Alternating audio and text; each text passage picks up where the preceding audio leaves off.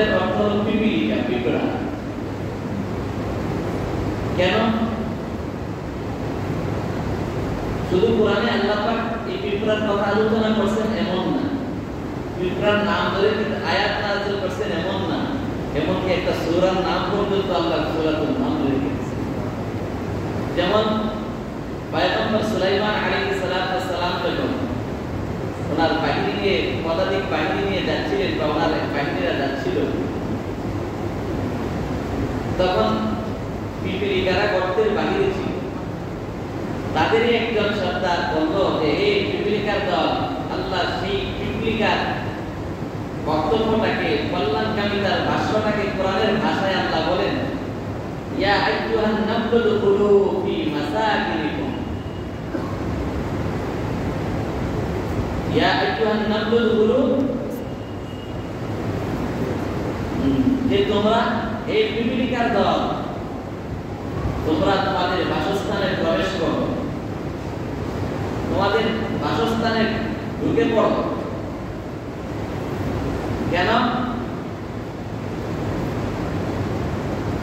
সুলাইমান পয়গম্বরের বাহিনী বেখেয়ালে, তোমরা এত ছোট, তারা দেখলে তোমাদেরকে পদদলিত করবে না, কিন্তু হইতে পারে বেখেয়ালে তোমাদেরকে না দেখার কারণে পদদলিত করে তোমাদেরকে শেষ করে দিতে পারে।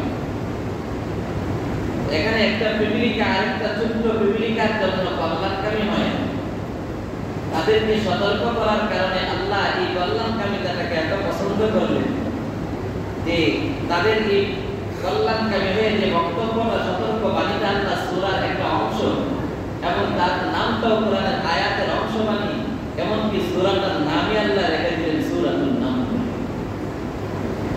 এজন্য রাসূল বলেন যে আদ-দীনু আন-নাসীহা, কল্যাণকামিতাই দিন অথবা দিনই কল্যাণকামিতা। তাহলে যার মধ্যে কল্যাণকামিতা নাই তার মধ্যে দিন নাই।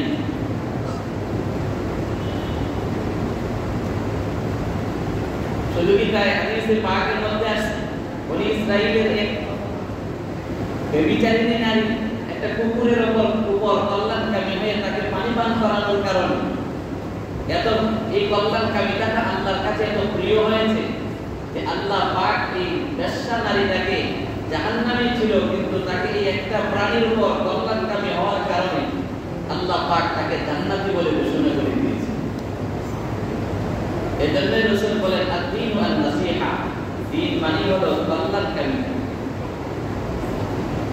কিন্তু আজ আমার আপনার অবস্থা হলো কল্যাণকামী তো দূরের কথা, চাই যে একে অপরে কিভাবে ক্ষতি করা যায় তারই বেশিরভাগ মানুষের অবস্থাই হলো এমন যে কল্যাণকামী তো দূরের কথা, ক্ষতির চিন্তা ফিকিরে আমি আমার মাথার মধ্যে দিয়ে বিভোর হয়ে যাই।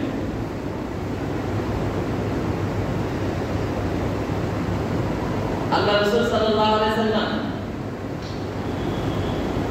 আম্মা আয়েশা সিদ্দিকা রাদিয়াল্লাহু তাআলা আনহা থেকে বর্ণিত, তিনি বলেন আমি ঘুমিয়েছিলাম, রাসূল হঠাৎ চোখ খুলে দেখি রাসূল বিছানা থেকে নেমে পড়লেন, চুপি চুপি রাসূল চলে যাচ্ছেন। জিজ্ঞাসা করলাম ইয়া রাসূলুল্লাহ কোথায় যাচ্ছেন? বলল যে তাহাজ্জুদের সময় ভাবে ঘুম থেকে জেগে গেলাম, আস্তে আস্তে এই জন্য যাচ্ছি, না জানি আমার ওঠার আওয়াজের কারণে তোমার ঘুম ভেঙে যায় কিনা, এই ঘুম ভাঙলে তোমার কষ্ট হবে, কষ্ট থেকে বাঁচানো এটা কল্যাণকামিতা। রাসূলের তো একটা কোনো আপাদমস্তক গুনাহ সত্তাটাই ছিল কল্যাণকামী, শুধু উম্মতের জন্যই না, গোটা পৃথিবীর সমস্ত মাখলুকাতের কল্যাণেই রাসূল প্রেরিত। এজন্য রাসূল বলেন আদ-দীনু আন-নাসীহা। খলিফাতুল মুসলিমিন, খলিফা আউয়াল হযরত আবু বকর সিদ্দিক রাদিয়াল্লাহু তাআলা আনহু শাসনামলে ওমর ফারুক রাদিয়াল্লাহু তাআলা আনহু গেছেন ওনার দরবারে কোনো এক কাজে, গিয়ে দেখলেন ওনার ডেস্কের উপরে একটা তালিকা রাখা, তালিকার মধ্যে কিছু বৃদ্ধ বৃদ্ধা নারী পুরুষ অর্থাৎ যারা নিজের কাজকর্ম করতে অক্ষম এমন কিছু মানুষের নাম লেখা, তার ঠিকানা লেখা এবং ওই বৃদ্ধ বৃদ্ধা মানুষগুলি সেবক কারা, তাদের যে কাজগুলি তারা নিজেরা করতে অক্ষম সেই কাজগুলি কে কে করে দিবে ওই সেবকদের নামও তার প্রত্যেকটা ব্যক্তির নামের পাশে লেখা আছে। কিন্তু পড়তে পড়তে দেখেন একটা বৃদ্ধা মহিলার নাম লেখা আছে, তার ঠিকানাও লেখা আছে, কিন্তু ওই বৃদ্ধা মহিলার সেবককে কে তার সহযোগিতা করবে, তার কাজগুলি গুছিয়ে দিবে, এই কাজগুলি সে করতে পারে না, সেখানে কোনো সেবকের নাম লেখা নেই। তখন ওমর ফারুক রাদিয়াল্লাহু তাআলা আনহু মনস্থির করলেন, মনে মনে চিন্তা করলেন গোপনে, যে যেহেতু ওই বৃদ্ধা মহিলার নাম ঠিকানাও লেখা আছে আর তার বরাবরে কোনো সেবকের নাম লেখা নাই, আমি ওই বৃদ্ধা মহিলার যে কাজগুলি করে দেওয়ার প্রয়োজন সে করতে পারে না সেগুলির কাজ আমি আঞ্জাম দেব, আমি করব। এই চিন্তা করে পরের দিন ফজর নামাজ আদায়ান্তে ওমর ফারুক রাদিয়াল্লাহু তাআলা আনহু ওই বৃদ্ধা মহিলার বাড়িতে পৌঁছে গেলেন ঠিকানা অনুযায়ী। গিয়ে জিজ্ঞাসা করলেন সালাম করে যে ও বৃদ্ধা মা, আমি আসছি আপনার সেবক হিসেবে, আপনার কোনো কাজ আছে কিনা আমি সেরে দেওয়ার জন্য। বৃদ্ধা মহিলা বিতর্কিত উত্তর দিলেন যে না, আমার তো কোনো কাজ নাই, যে কাজ ছিল সাধারণত যারা বৃদ্ধা মানুষ একা কেউ নাই, এই কাজগুলি করতে পারে না। আগের যুগে তো পানি ভিতরে ব্যবস্থা ছিল না, বাহির থেকে কূপ থেকে পানি এনে দেওয়া প্রয়োজন পড়তো। 2 নম্বর ঘরটা ঝাড়ু দিয়ে পরিষ্কার করে থালা বাসন পরিষ্কার করে দেওয়া এতটুকু কাজ ছিল যেটা বৃদ্ধ মহিলারা বা বৃদ্ধ পুরুষরা করতে পারে না। তো এতটুকু কাজ একজন আসছিল, সে পরে চলে গেছে। তো সে কি প্রতিদিন আসে? প্রতিদিন আসে। কতদিন যাব? বহুদিন যাব। তার নাম কি? কয়েকদিন নাম তো আমি কোনোদিন জিজ্ঞাসা করি নাই, সেও কোনোদিন আমাকে বলে না। তাকে দেখতে কেমন? তাকে আমি কোনোদিন দেখিও নাই, কারণ সে রাত্রিতে এসে আওয়াজ দিত, আওয়াজ দিয়ে বলতো আমি এসেছি, আপনি পর্দা করুন। আমি পর্দার আড়ালে চলে গেলে সে আমার কাজকর্ম সেরে দিয়ে আবার শেষ করে বলতো আমি তো কাজ শেষ, বিদায় চলে যাচ্ছি। এ কথা বলে সে চলে যেত। কোনোদিন তার সাথে আমার সাক্ষাৎও হয়নি, দেখাও হয়নি, তার নামও আমার জানা নাই, জিজ্ঞাসার প্রয়োজনও মনে করি। এখন ওমর ফারুক রাদিয়াল্লাহু তাআলা আনহু ভাবলেন, আমি যে কাজটা গোপনে নিষ্ঠার সাথে এই সওয়াব অর্জন করার চেষ্টা করেছিলাম, এই কাজটা এমন কোন ব্যক্তি আছে যে সেখানে নামও লেখা নাই কিন্তু এই কাজটা নির্ভরে করে যায়, এবং কে তাকে আমার দেখতে হবে। এই সুবাদে ওমর ফারুক রাদিয়াল্লাহু তাআলা আনহু পরদিন ফজরের আগেই গেছেন তাহাজ্জুদ সেরে। যাওয়ার পরে বলতেছেন আসছিলাম আপনার কাজ সেরে দেওয়ার জন্য। ওই যে প্রতিদিনের নেই আজকেও ওই ব্যক্তি এই দিনে আসতে কাজ করে দিয়ে চলে গেছে। এখন চিন্তা করলো ফজরের আগ তাহাজ্জুদের পর ফজর নামাজের আগে আসলাম, তাও পেলাম না লোকটাকে। পরের দিন ওমর ফারুক রাদিয়াল্লাহু তাআলা আনহু ওই বুড়িমা বাড়ির পাশে রাস্তার আড়ালে গাছের আড়ালে বসে রয়েছে, এশারের নামাজ পড়ে। লোকটাকে আমার দেখতে হবে, চিনতে হবে। তো রাত যখন গভীর হলো, অন্ধকার এবং নীরব নিস্তব্ধ, তখন থেকে খুব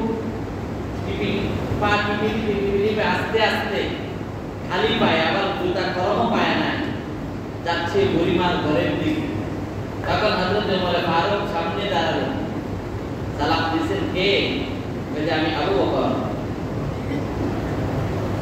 তখন তিনি ছিলেন রাষ্ট্রপ্রধান, খলিফাতুল মুসলিমিন। তো বললেন যে আপনি এই কাজটা করেন, আমি তো মনে স্থির করেছিলাম যে এই কাজটা যেহেতু ওই মহিলার নামের পাশে কোনো সেবকের নাম উল্লেখ নেই, আমি সেই কাজটা করে দেব। কিন্তু আপনি এই কাজটা নাম লিখলেন না, না লিখে নিজে এই কাজটা নিষ্ঠার সাথে কেন আপনি করতেছেন? বলে আমি চেয়েছিলাম এই জন্যই লিখি নাই, এই যাতে করে কে করছে এটা যেন কেউ না জানে, আমি তার পরিপূর্ণ বদলা যেন আল্লাহর কাছ থেকে নিতে পারি। এই জন্য সেও যেন ওই মহিলাও যেন জানতে না পারে, এই জন্য রাত্রিতে আসি, আর নামও লিখি নাই যেন কেউ চিনতে না পারে যে এই কাজটা আমি করে দেই। তাহলে আপনি খালি পায়ে আসেন কেন? ওই যে খালি পায়ে, কারণ আগের যুগে বেশিরভাগ মানুষ খড়ম ব্যবহার করত, যদি আমি গরম পা দিয়ে আসি, আমার জুতার আওয়াজে আমার দেশের প্রজারা যে ঘুমিয়ে আছে তাদের ঘুমের ডিস্টার্ব করার কারণে তারা কষ্ট পাবে বিদায়, তাদের ঘুম ভাঙবে বিদায়, আমি আবু বকর খালি পায়ে আস্তে আস্তে আসি, যাতে করে কোনো প্রজার ঘুম ভেঙে গিয়ে যেন তাদের কোনো কষ্ট না হয়। মুসলমান একজন খলিফাতুল মুসলিমিন রাষ্ট্রপ্রধান হওয়া সত্ত্বেও তার কি কল্যাণকামী দেখাতে বলে? রাসূল বলেন আদ-দীনু আন-নাসিহা, দিন মানে হলো কল্যাণকামিতা, অথবা তাকে ভিন্ন অর্থে কল্যাণকামিতাই হলো দিন। তো এই ছিল তাকে বলে কল্যাণকামী। জলিলুল কদর তাবিঈ জাবির ইবনে আব্দুল্লাহ বাজারি রাহিমাহুল্লাহ কল্যাণকামিতা কাকে বলে? তিনি ৭,০০০ দিনারের মাধ্যমে একটা ঘোড়া ক্রয় করেছে এক ব্যক্তির কাছ থেকে। ক্রয় করে যখন বাড়িতে নিয়ে আসলো, আসার পর অনেকেই তো যেমন কুরবানির সময় আমরা গরু কিনে আনলে মানুষ দেখতে আসলে জিজ্ঞাসা করে গরুটার দাম কত হবে বলেন তো, কত হলে এটা ঠিক আছে, এমন আমরা জিজ্ঞাসা করে থাকি, অর্থাৎ তার রেট ঠিক আছে কিনা এটা যাচাই করার জন্য। জাবির ইবনে আব্দুল্লাহ বাজারি রাহিমাহুল্লাহ বিশিষ্ট তাবিঈ, তিনি ৭,০০০ দিনারের মাধ্যমে একটি ঘোড়া ক্রয় করে আনলেন। আনার পরে আগত লোকজনদেরকে জিজ্ঞাসা করলেন ঘোড়াটার দাম কেমন হতে পারে? তো অনেকে বলল ভালো, অনেক ভালো ঘোড়া ক্রয় করেছে, এটা তো ৮,০০০ মূল্যের। কত মূল্যের? ৮,০০০ মূল্যের ঘোড়া তুমি ৭,০০০ দিনারের মাধ্যমে নিয়ে আসলে। তখন জাবির ইবনে আব্দুল্লাহ বাজারি রাহিমাহুল্লাহ তাআলা তিনি ১,০০০ দিনার নিয়ে সোজা তার বাড়ি থেকে বের হয়ে ওই ঘোড়া বিক্রেতার বাড়িতে চলে গেলেন। গিয়ে ১,০০০ দিনার দিয়ে বললেন, নেন ১,০০০ দিনার আপনি গ্রহণ করেন। আরে কেন? কারণ কি? ওই যে কারণ আমি আপনার কাছ থেকে ৭,০০০ দিনারের বিনিময়ে ক্রয় করে নিয়েছিলাম। লোকদেরকে জিজ্ঞাসা করার পরে তারা বলল ঘোড়াটার মূল্য কমপক্ষে ৮,০০০ দিনার আছে। তাহলে বোঝা গেছে আপনার ঘোড়ার মূল্য ৮,০০০, কিন্তু আমাকে আপনি ১,০০০ কম মূল্যে দিয়েছেন, আপনি ঠকে গেলেন। সুতরাং আপনি যেন ঠকে না যান, এই জন্য আপনার জন্য আমি তার পরিপূর্ণ মূল্য যতটুকু সেই পরিমাণ আরো ১,০০০ দিনার আপনার কাছে নিয়ে আসলাম। সুবহানাল্লাহ বলবেন। তাকে বলে আদ-দীনু আন-নাসিহা, কল্যাণকামিতাই দিন। শুধু এতটুকুই শেষ নয়, আবার পুনরায় ফিরে আসার পরে পরের দিন আবার কিছু মানুষ আসার পরে জিজ্ঞাসা করলো ঘোড়াটার দাম কেমন হতে পারে? বলে বা মাশাআল্লাহ, ঘোড়াটা তো ৯,০০০ মূল্যের হলেও ঠিক ছিল, ৯,০০০ দিনারের সমমূল্য হলেও কোনো অসুবিধা ছিল না, যেমন মূল্যেরই ঘোড়াটা। তিনি আবার ১,০০০ দিনার পরের দিন পুনরায় ওই ঘোড়া বিক্রেতার বাড়িতে নিয়ে গেলেন। ঘোড়া বিক্রেতা আশ্চর্য, এমন খরিদ্দারও কি পৃথিবীতে, এমন মানুষও কি আছে, এমন কল্যাণকামীও কি মানুষ হতে পারে? যে তুমি মানুষ আজকে যাওয়ার পরেও অনেক মানুষ বলেছে তার মূল্য ৯,০০০ পরিমাণ হবে, এই জন্য ভাবলাম তুমি হয়তো এই ঘোড়াটার পরিপূর্ণ মূল্য তোমার অবগত না থাকায় তুমি ২,০০০ কম মূল্যে আমার কাছে ঘোড়াটা, আমি তো সন্তুষ্ট চিত্তেই দিয়েছি আপনাকে। যে না, সন্তুষ্ট চিত্তে দিলেও তোমার হয়তো ঘোড়ার পরিপূর্ণ রেট জানা না থাকার কারণে আমাকে ২,০০০ দিনার কম মূল্যে আমার কাছে ঘোড়া প্রদান করেছো। সুতরাং ২,০০০ মূল্য যদি না দেই তুমি ফেইটা যাইবা, এই জন্য তুই আরো ১,০০০ দিনার দিয়ে ৯,০০০, এটা যেহেতু মানুষের দৃষ্টিতে এটা ৯,০০০ মূল্যের, এই জন্য তোমার জন্য আবার ১,০০০ দিনার তোমার কাছে নিয়ে আসলাম। এটাকে বলে কল্যাণকামিতা। এই জন্য রাসূল বলেন আদ-দীনু আন-নাসিহা, দিন মানে হলো কল্যাণকামিতা, অথবা কল্যাণকামিতাই দিন। তো যেই সত্তার মাঝে কল্যাণকামিতা নাই, তার অর্থই হলো তার মধ্যে দিন নাই। ইমাম আবু হানিফা রাহমাতুল্লাহি আলাইহি, যার অনুসারী আমরা, তিনি যুবক বয়সী ব্যবসায়ী ছিলেন, কাপড় ব্যবসা করতেন, খুব মালদারও ছিলেন। একদিন দিনের বেলায়, দুপুর বেলায় দোকান বন্ধ করে চলে আসতেছেন। বন্ধুবর একজন রাস্তায় দেখা হওয়ার পরে জিজ্ঞাসা করলো, কি ভাই দুপুর বেলায় এত তাড়াতাড়ি আজ দোকান বন্ধ করে বাড়ি ফিরলেন কেন? ওই যে আকাশ মেঘাচ্ছন্ন, বৃষ্টি আসতেছে, এই জন্য দোকান বন্ধ করে দিলাম। তারা তো দোকান বৃষ্টির সাথে দোকান বন্ধ করার কি সম্পর্ক? দোকান তো বৃষ্টি তো খোলা রাখতে পারেন, বৃষ্টি তো সারাদিন থাকবে না। ইমাম আবু হানিফা রাহমাতুল্লাহ আলাইহি তার বন্ধুর পর সাথীকে বললেন, বৃষ্টির সাথে তার সম্পর্ক নাই, ঠিক আছে, এই বৃষ্টির সময় মেঘাচ্ছন্ন অবস্থায় দিনের পরিপূর্ণ রোশনি আর আলো না থাকায় অনেক ক্রেতারা এসে আমার দোকানে ধোঁকা খেয়ে ফেলবে। কারণ এই ওই সময় যে এমন আধুনিক প্রযুক্তির ইলেকট্রিক ব্যবস্থাপনা ছিল না, যেই কারণে পরিপূর্ণ অন্ধকার রাত্রেও জিনিসটা ভালো না মন্দ দেখে যাচাই করবে, সেটার এমন ব্যবস্থাপনা ছিল না। এই জন্য বলে যে অন্ধকারের কারণে কোনটা ভালো মাল কোনটা নিম্নমান সেটা সে না দেখে হইতে পারে নিম্ন মূল্যের জিনিসটা আমার থেকে চড়া মূল্যে নিয়ে সে ঠকে যেতে পারে। এই জন্য যেন কোনো মুসলমান ভাই আমার দোকান থেকে নিম্ন মূল্যের কাপড়টা বস্তুটা নিয়ে যেন বেশি মূল্য দিতে না পারে, এই জন্য আমি দোকান বন্ধ করে চলে যাচ্ছি। আল্লাহ রাসূল বলেন আদ-দীন আন-নাসিহা, এটাকে বলে কল্যাণকামিতা। আর এই কল্যাণকামিতাই দ্বীন, আর অথবা দ্বীনই কল্যাণকামিতা। কি বুঝলাম? কল্যাণকামিতার নাম হলো দ্বীন। কিন্তু আজ আমার আপনার অবস্থা কি? ওনাদের সাহাবায়ে কেরাম, তাবেঈন, তাবেঈন, আইম্মা মুজতাহিদিনদের কল্যাণকামিতার ইতিহাস যদি আমরা দেখি, আমাদের ক্যালকুলেশন তো আসবে না। আর রাসূল বলেন আদ-দীনু আন-নাসিহা, দ্বীন মানে হলো কল্যাণকামিতা অথবা কল্যাণকামিতাই দ্বীন। যদি কল্যাণকামিতাই দ্বীন হয়, তো কল্যাণকামিতা যদি আমার মধ্যে না থাকে, এর অর্থ দাঁড়ায় আমার মধ্যে দ্বীন নাই। বরং আজ কল্যাণকামিতা দূরের কথা, চাই কিভাবে আরেকজনকে ক্ষতি করা যায়, কথার মাধ্যমে, কাজের মাধ্যমে, আচরণের মাধ্যমে তার ইজ্জতকে ক্ষতি করা, তার সম্মান নষ্ট করা, তার অর্থ সম্পদ নষ্ট করা, পজিশন নষ্ট করা, বিভিন্ন ভাবে শারীরিক ভাবে পর্যন্ত মানুষকে মানুষ ক্ষতির চিন্তা করে, জাদু করে, তাবিজ করে, সেহের করে, কুফরি করে, শিরকি করে, কত না মানুষ, একটা মানুষ কত নিম্ন পর্যায়ে চলে গেলে একটা মানুষ মানুষের শারীরিক ভাবে পর্যন্ত তার ক্ষতি করার মনস্থ এবং চিন্তা করে ক্ষতির দিকে যেতে পারে। এর অর্থ দাঁড়ায় ওই ব্যক্তিটার মাঝে দ্বীন নাই, দ্বীন থাকলে সে অকল্যাণকামী কখনো হতে পারে না। আল্লাহু আকবার। বরঞ্চ আবুল হাসান শায়খ আবুল হাসান নুরি রাহমাতুল্লাহি আলাইহি এক বহুত বড় বুজুর্গ ছিলেন। মৃত্যুর পূর্ব মুহূর্ত কি পরিমাণ কল্যাণকামী অপর ভাইয়ের জন্য। তৎকালীন সময়ের প্রত্যেক যুগেই রাজা বাদশাহরা চেয়ে থাকে অনেক সময় ধর্মীয় ব্যক্তিত্বদের কাছ থেকে তাদের পক্ষে ফতোয়া নেওয়ার ব্যবস্থাপনা বা চেষ্টা করে, অতীত ইতিহাস প্রমাণ করে, বর্তমানে তো আছে, অতীতেও ছিল, ভবিষ্যতেও থাকবে। দরবারে মোল্লা মৌলভী এমন কিছু থাকে যারা সরকারের কাছে বিক্রি হয়, প্রত্যেক যুগেই এমনটা ছিল। শায়খ আবু হাসান নুরি রাহমাতুল্লাহ আলাইহির যুগে তৎকালীন বাদশা, উনি বহুত বড় বুজুর্গ আল্লাহওয়ালা আলেম ছিলেন। বাদশাও তার প্রতি খুব দুর্বল, ভালো মন মানসিকতা, ভালো চিন্তা ধারণা রাখে। তো ওনার কাছে যে একটা ফতোয়া চেয়েছিল, যেন বাদশার মন অনুযায়ী, মাংস অনুযায়ী যেন ফতোয়া প্রদান করেন।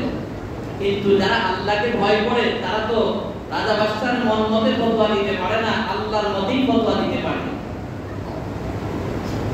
তখন তিনি বাদশার মন মতো ফতোয়া না দিয়ে কোরআন সুন্নাহ মোতাবেক ফতোয়া প্রদান করলেন। আর ওনাকে জিজ্ঞাসার পূর্বে আরো দুইজন মুফতির কাছ থেকেও বাদশা তখন ফতোয়া চেয়েছিলেন, তারাও শায়খ আবুল হাসান নুরি রাহমাতুল্লাহ আলাইহি এই কোরআন সুন্নাহ মোতাবেক ফতোয়া দিয়েছেন, সেইভাবেই ফতোয়া দিয়েছিলেন। যেই কারণে তিনি রাগে অগ্নিশর্মা হয়ে, রাগান্বিত হয়ে নির্দেশ জারি করল, তিনজনকে আমি নিজে উপস্থিত থেকে তাদেরকে হত্যা করব, শিরুচ্ছেদ করব। আল্লাহকে আদেশ করা হলো। আল্লাহর প্রস্তুতি নিয়ে তিনজনকে একত্রিত করলেন। কিন্তু আবুল হাসান নুরি রাহমাতুল্লাহ আলাইহির প্রতি বাদশার একটা দুর্বলতা ছিল, কারণ উনি খুব নেককার ছিলেন। ওই দুইজনের তুলনায় ওনারও নেককার, কিন্তু তুলনামূলক উনি বেশি নেককার ছিলেন। এই জন্য বাদশারও আবুল হাসান নুরির প্রতি একটা আন্তরিকতা মহব্বত আছে, দুর্বলতা কাজ করেছে। তার চিন্তা হলো যে ওই দুজনকে হত্যা করে আবুল হাসান নুরীকে আমি মুক্তি দিয়ে দেব। কিন্তু আবুল হাসান নুরী রাহমাতুল্লাহ আলাইহি কল্যাণকামিতা কাকে বলে? যেই মাত্র তিনজনকে একটা কুড়ির কাছে নিলেন, আবুল হাসান নুরী রাহমাতুল্লাহ আলাইহি সবার তিনজনের আগে প্রথমে যায় দাঁড়ালেন।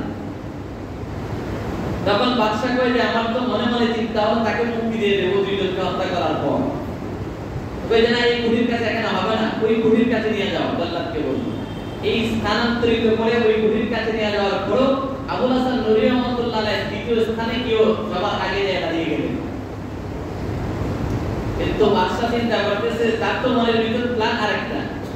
কয় যে না, এখানে হবে না, আবার আরেকটা কুড়ির কাছে নিয়ে গেলেন। সেখানে নিয়ে যাওয়ার পরেও আবুল হাসান নুরী রাহমাতুল্লাহ আলাইহি তিনজনের আগে এক নম্বরে শিরোচ্ছেদের জন্য নিজে আগ্রহী চলে গেলেন। তখন বাদশা কানে কানে বললেন যে হযরত, আমি তো চেয়েছিলাম যে ওনারা দুইজনকে হত্যা করার পরে আপনাকে ছেড়ে দেব, তা আপনি কেন বারবার আগে আসেন? বলছে আমি এই জন্য আগে আসি যে আরে আমি যদি আগে চলে যাই, এক নম্বরে যাই, তাহলে কমপক্ষে কয়েক মিনিটের জন্য তো আমার অপর মুসলমান ভাইগুলি কিছু সময়ের জন্য হলো আমার চাইতে তারা হায়াত পাবে। আমি তাদের আগে মৃত্যুবরণ করলে তারা একটু দুনিয়াতে থাকতে পারবে বেশি। এই কল্যাণকামিতার দিকে, এই কল্যাণকামী হয়ে এই দিকে চিন্তা করে আমি এক নম্বরে চলে যাওয়ার চেষ্টা করি। এটাকে বলে কল্যাণকামিতা। রাসূল বলেন আদ-দীনু আন-নাসিহা, দ্বীন মানে হলো কল্যাণকামিতা, অথবা কল্যাণকামিতা মানে হলো দ্বীন। শুধু কি তাই? যখন ইসলামের জয় জয়গান পূর্বেকার যুগে বাগদাদ শহর ছিল এক সময় ইসলামের প্রাণকেন্দ্র। অমুসলিম এক বাদশা চিন্তা করলো ইসলামের দিকে মানুষ এমন ভাবে কেন যাচ্ছে, কারণ কি? একজন গুপ্তচর বাগদাদ শহরে পাঠালেন। যাওয়ার পরে সে ক্ষুধা লাগছে, সে হোটেলে ঢুকছে, সংক্ষেপে 2 মিনিটে শেষ করে দিচ্ছি। ঢোকার পরে ক্ষুধা লাগছে, খাবার খাবে। ভিন এলাকার একটা মানুষ যখন হোটেলে ঢুকে, এই হোটেলে যদি ঢুকে মনে করেন এই গান্ধীপাড়ার আশপাশের না, তো মানুষটা ঢুকলেই এই এলাকার মানুষ চিনবে এই লোকটা এই মহল্লার না। তো ওই ভিনদেশি লোকটা কাপড়ও ভিনদেশি কাপড়, আবার চুলগুলো এলোমেলো খানা খাচ্ছে, আর এই বাগদাদেরই একজন মুসলমান তার দিকে বারবার হোটেলে বসে তার দিকে তাকাচ্ছে। গুপ্তচর খুব ভয়ে ভীতির সহকারে দ্রুত খানা খেয়ে ক্যাশের কাছে, ম্যানেজারের কাছে যখন গেলেন টাকা বিল পে করার জন্য, তখন বলা হলো যে আপনার বিল ওই একজনে দিয়ে গেছে। কোন লোক? ওই যে ওখানে বসা ছিল। সে তো কেন দিল? তার নাম কি? সে এই শহরের একজন মুসলমান, সে চায় না নাম প্রকাশ করে আপনার কৃতজ্ঞতা গ্রহণ করতে। কেন দিয়েছে আমার বিল? বলে দিয়েছে এই জন্য যে আপনি বিদেশি মুসাফির মনে হয়েছে, আর আপনি একজন মেহমান, মেহমানের মেহমানদারি করা একজন কল্যাণকামী হয়ে সে আপনার বিলটা আপনার অবুঝে বের করে চলে গেছে। এখন গুপ্তচর হোটেল থেকে বের আরেক দোকানে গেল, কিছু মাল সদাই করবে। মাল আছে? আছে। ওই যে রেট কত? এত। ঠিক আছে দেন। তখন ওই দোকানদার বলল বাগদাদ শহরে, ওই যে না ভাই, আমার কাছ থেকে নেওয়ার প্রয়োজন নাই, আমার পাশের দোকানের লোকটা থেকে এই মালটাই পাবেন এবং এই রেটই পাবেন, নিয়ে যান।